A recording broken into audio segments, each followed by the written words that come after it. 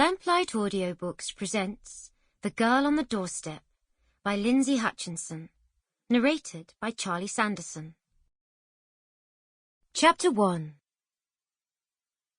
Rosie Harris sat on the front doorstep of the tiny cottage, sobbing her heart out.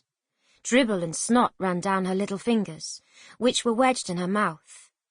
Hair like a raven's wing fell around her small face as the tears poured from her dark eyes. Her 5-year-old mind couldn't comprehend why her mummy was lying on the kitchen floor and wouldn't get up. Rosie had called out and shaken the prone woman, having no idea her mother had died where she fell. Hearing the sound of cartwheels rattle over the stony heath by the cottage, Rosie looked up.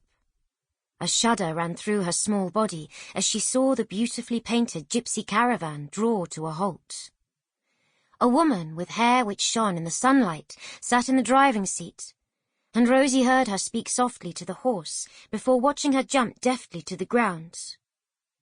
Rosie was afraid. She'd heard about the gypsies taking off with young children. Grabbing the edge of her pinafore, she tucked it into her mouth, her fearful sobs sounding even louder.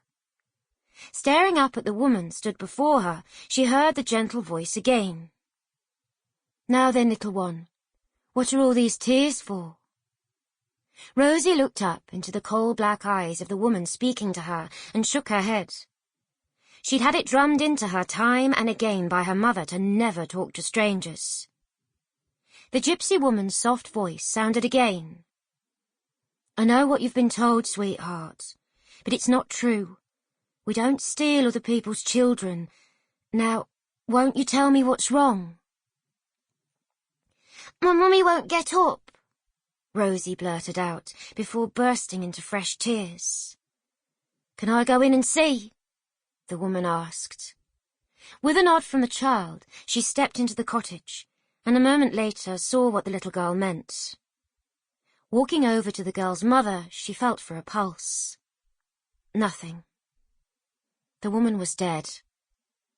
Shaking her head, she went back to the sobbing child. "What is your name?" she asked quietly. "Rosie Harris." "Well, Rosie Harris, your mummy has gone to live with Jesus." Seeing the little girl's eyes widen, she went on. "My name is Maria Valesco. Where is your daddy?" "I haven't got a daddy," Rosie said, looking even more forlorn. "I see. Well, we need to tell the doctor and let him have a look at your mummy." Sample complete. Ready to continue?